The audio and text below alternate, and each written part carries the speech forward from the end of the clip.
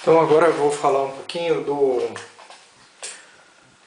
do processo meu de escrever o roteiro. No vídeo anterior eu falei sobre pegar o roteiro de longa-metragem e sintetizar ele. Se ele tem 90 páginas, ou seja, 90 minutos, eu pego os picos estratégicos e monto ele com 20 páginas. Então eu cheguei a fazer isso com 18. Não mudei o final como eu imaginei que iria. Agora, a ideia, como eu comentei no vídeo anterior, era levar o roteiro para um festival de roteiro de cinema.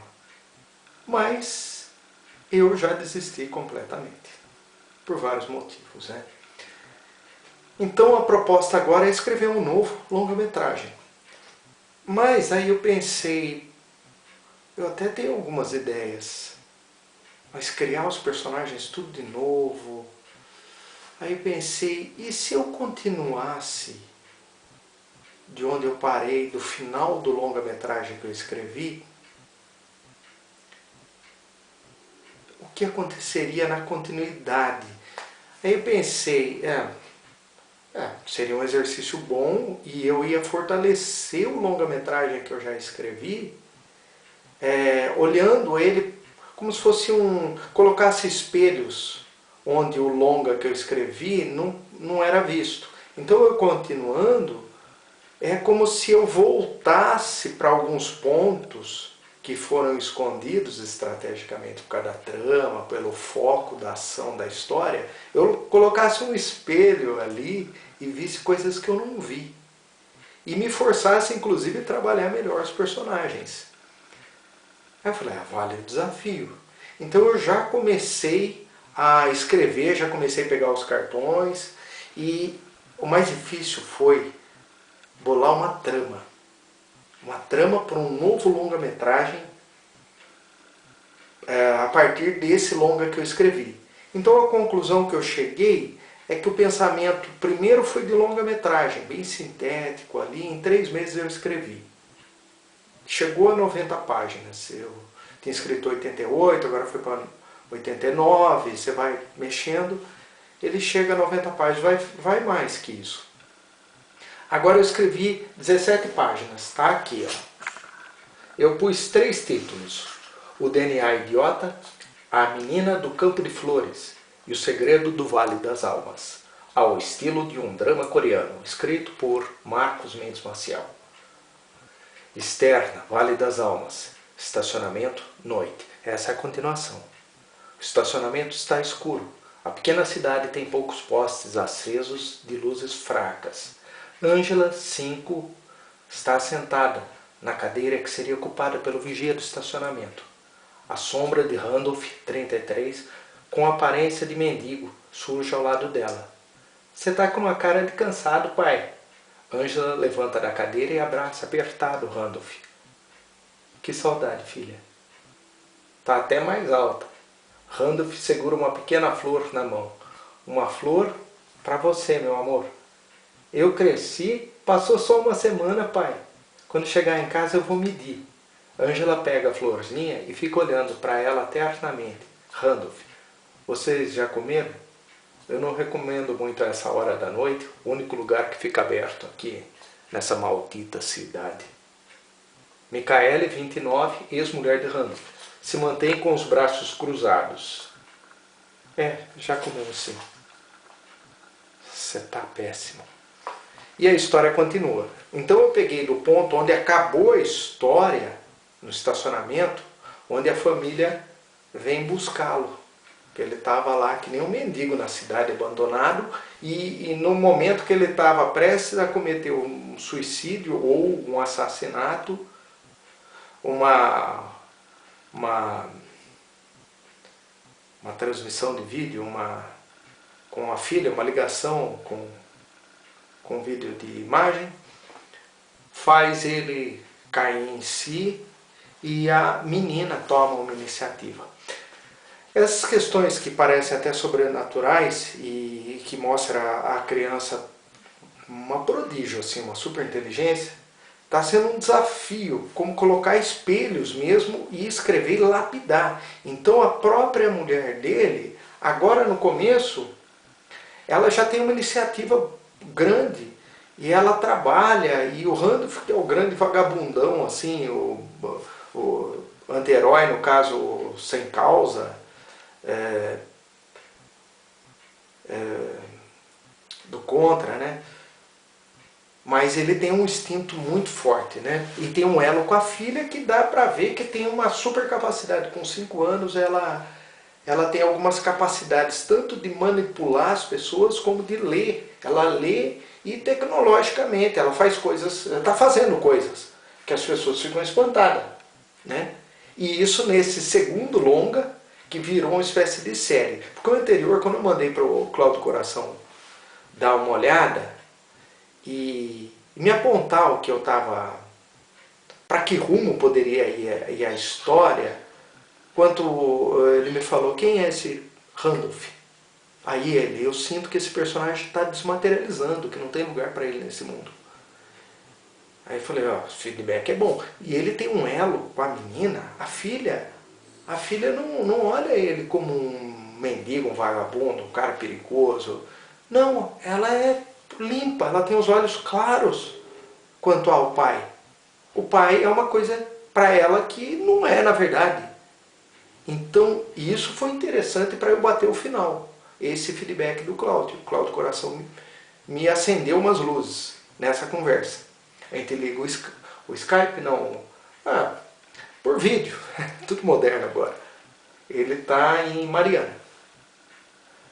E eu estou aqui em Botucatu. E daí, então, o que acontece? Eu tinha escrito, por exemplo, metade do longa-metragem, mandei para ele. Depois eu escrevi a outra metade. Resumindo quanto a isso, o longa virou em 2 partes. Metade é como se teve... Ele falou, ó, tem uma sensação de final, achei que era um final. Eu coloquei o personagem numa situação de meio mesmo. Ele conquistou a situação que eu queria para ele depois começar a decair. Então ficou claro que o longa dava para fazer, dividir em 2 e ser como se fosse 2 episódios. Aí agora que eu estou começando a escrever, eu já tenho essa ideia, e mesmo do Floco de Neve que eu comentei, que são 3 pontos. Então eu estou pensando assim, são 3 personagens. No filme anterior que eu escrevi, são 3 vigias de estacionamento. São 3 funcionários da Digital Planet. E eu já fiz aqui meio uma imagem assim, ó, que tem uma identidade. Tá vendo, ó? Não sei se dá pra ver certinho. Eu coloquei um carrinho com uma câmera em cima. Escrevi digital, um carrinho antigo, primeira temporada, meu nome embaixo. E aqui, olha lá, série no papel, Digital Planet. Digital, primeira temporada, Marcos Mendes Maciel aqui embaixo, não dá muito pra ver. Então vamos deixar Digital Planet. Que acabou virando o nome da série. A primeira parte é Borboleta de Vidro, que é o nome de uma boate que tem numa cidadezinha chamada Vale das Almas. E esse serviço de, como se fosse de Google Street View, que invade a privacidade, chega numa cidadezinha que não está mapeada, faz parte do mistério da minha historinha. E esse personagem se desloca para esse lugar e ele fica preso nesse lugar. E já tinha um outro que estava da firma. Então a firma meio vai banindo, é um serviço de... As pessoas não gostam de tal pessoa, oferecem um emprego e mandam ela para longe e dão um jeito de ela ficar num ostracismo, assim, um banimento. E para esse novo roteiro que eu estou escrevendo, eu vou tentar reverter tanto o estacionamento lá, que é maldito amaldiçoado, prende, por causa da filha do Randolph e a situação que aconteceu, né, de redenção. E ele retorna da cidade, porque as pessoas vão para a cidade e não retornam mais. Eles retornam. Ele foi meio buscado, a filha e a ex-mulher vão buscá-lo. E daí eu começo o novo longa-metragem a partir desse momento. Lá no momento que o Randolph encontra, né, A filha está sentadinha na cadeirinha que era do vigia, a mulher parou o carro ali à noite e ele está em frangalhos assim, e a filha, aquele pedacinho que eu comecei, que ele está com uma florzinha sendo entregue para a filha, aí ele fala que não tem lugar para comer nessa maldita cidade, aí ele quer ir embora, vamos embora, aí ele fala não. Aí ele vai dormindo o trajeto todo e chega lá e botam ele para dormir na casa que foi dele, que ele morou, né? Da Micaele, que é a ex-mulher. E depois ele vai ser inserido. No longa anterior ele foi demitido da empresa e ficou lá jogado na cidade. Agora ele vai ser readmitido. E daí questões pendentes, tanto da mulher dele, quanto da filha, quanto dos mistérios que aconteceram em Vale das Almas, vão ser trabalhados agora. E no final, eu imagino em reverter a situação. O estacionamento ele vai encher de flor, né? A menina vai mostrar mais capacidades. E no final eu imagino em fazer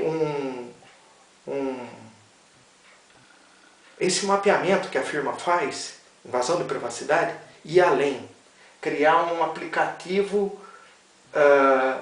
que mapeia possibilidades de pessoas que são pelo mapeamento comportamental. Esse é passível de tomar de sofrer o bullying. E esse é uma vítima, esse é o sádico e esse é o idiota.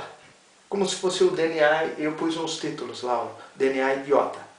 Aí a menina do Campo de Flores estacionamento, que era maldito, de repente ficou todo florido. E depois eu quero fazer uma meca também, uma visita para Vale das Almas, pessoas como... Eu estou tentando imaginar, mas esse é o segundo longa. No terceiro longa, esse aplicativo da Digital Planet, que vai servir inclusive para a polícia usar, que vai prever crimes, possível assassinos, possíveis criminosos, possíveis vítimas. Então é meio Philip K. Dick nesse ponto que entrar no terceiro longa-metragem. E pensando assim, meio longa, um episódio, outra metade, fechou o longa, segundo episódio. Aí começa de novo. Meio longa seguinte, terceiro episódio. Outra metade, quarto episódio. Aí começa um novo longa-metragem. Então eu penso como longa e faço ponto de giro no meio, bem certinho. E vou tentando fazer o arco dramático da série, porque o arco dramático no primeiro longa já fiz. Aí agora eu tenho que pensar um segundo, que a coisa já evoluiu, os próprios personagens já amadureceram e mostrar outras coisas. Então eu tenho um plano de série, no caso a primeira temporada, são 6 episódios. Então o plano, o que é? A filha do Randolph, e Randolph da Micaele. A ideia de separação, então nesse eles já estão separados, assina a separação, então questões pendentes, é interessante, está bem interessante. E eu vou indo devagar e depois eu, ao invés de participar do festival, eu imagino de fazer uma versão de livro em PDF e mandar para os amigos, é lógico que eu vejo lá aquela maneira de registro de direitos autorais, questões, aí eu começo a enviar o arquivo em PDF para os amigos de quase 300 páginas, porque é 90 cada um, dá uns 270 páginas, 3 longa-metragens ou 6 episódios de série. Seria a primeira temporada da Digital Planet. Estou até aqui, essa pesquisa de como criar um roteiro. Oi,